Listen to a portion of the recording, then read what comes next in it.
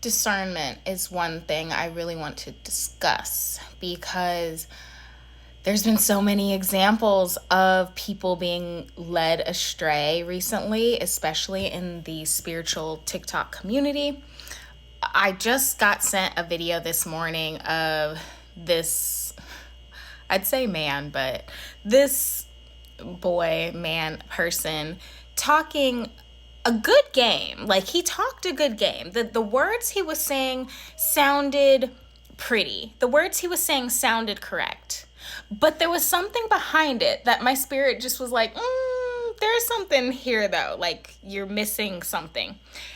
What he was missing was integrity. What he was missing was the healed aspect of what he was talking about, because this man was not healed at all. He has a lot of problems. And it led me to this thought spiral, if you will, about discernment and about if we do not have the integrity and the understanding to see how far or not far we have come in a certain subject, we can also be giving a limited belief and limiting understandings to others in our teachings. So just because you've gone through something really terrible and poor and you've been able to be resilient through it doesn't mean you didn't come out of that situation with like a whole host of trauma behaviors. If you think that just making it out of that situation into survival mode or even into some type of thriving that doesn't mean that you actually fully healed what needed to be healed, you could be imparting a lot of harm onto others and just another version of a limiting belief to them instead of truly helping them heal at the root. Where this comes into play with discernment, the internet these days has made it so that everyone can share their opinion, and that is both a really great thing and a really bad thing. And if we don't have discernment to decide who we listen to, we are at a severe disadvantage for being and getting controlled. This can be on a scale of if you believe propaganda versus the people on the ground reporting the news of what's actually happening in a state of G-side, for example.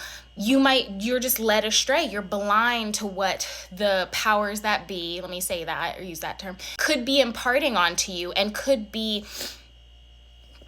molding you to do, and they're molding you and using you as a resource in order to fund or secure or do whatever X project is that is really horrific and doesn't necessarily at all stand with who you are as a person. But because you are not taking time to be discerning about the information being put out, you then are led astray and you then are used as a pawn and are very easily controllable. On another scale, this can look like spiritually being controlled, which is a whole thing when you get into astral traveling, when you get into the nuances of spirit and the way you can work and move energy and manipulate energy. If you come across people that are not aligned with integrity and aligned with the Most High, the Creator's sense of what is right, what is true, you can be led astray too in much worse ways to your specific person. If you choose a healer that is all about making their money and doesn't have integrity and is just putting out things that sound pretty but energetically is really blocked or energetically really icky, then you're going to pick up some not so great habits and tools. One thing in going to school to be a therapist, we have an ethics course.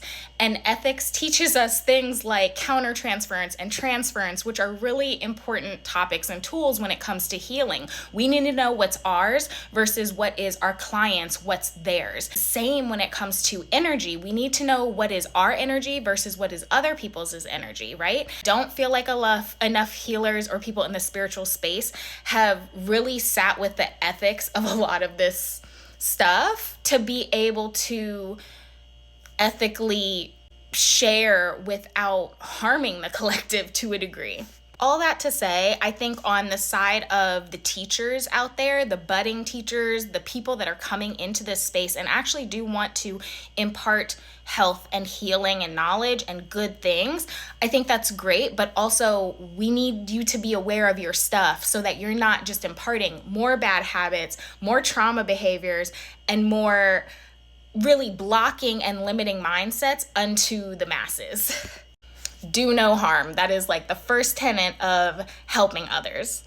And I think it's worth having a bigger conversation about the lines that happen when we don't first and foremost focus on do no harm as service providers, whatever service that might be, regulated, unregulated, whatever. So that's on the service provider side. And on the client provider side, on the just being an average everyday human, we need to play out our discernment. We need to check in with our discernment, check in with our own integrity, and align with the things that align with what we want and what we want to be. So that means doing some research. It means not always taking the easy way out. It means checking in with yourself to see, is this pretty message that I just saw on my For You page, is this for me? Or am I using this to maybe cripple myself in other ways? Am I using it to spiritually bypass? Am I using it to validate the ways that I am actually truly self-harming myself? Is it a way to validate my fucked up attitudes towards men or towards women? Right now, spiritual discernment in general needs to be at an all-time high. Discernment is using your instinct and your intuition to detect what is right and true for you and what feels off, what is off, and what will have you being off if you listen to it. I have a lot coming up. I'm very excited about a course I'll be releasing very soon, so stay tuned. Tap in. Let's heal together in a way that truly supports our highest and greatest good. Save the date, 1/11, January 11th, 2024. It's going to be something so good. I'm so excited, y'all. And I'll see you next time. Bye.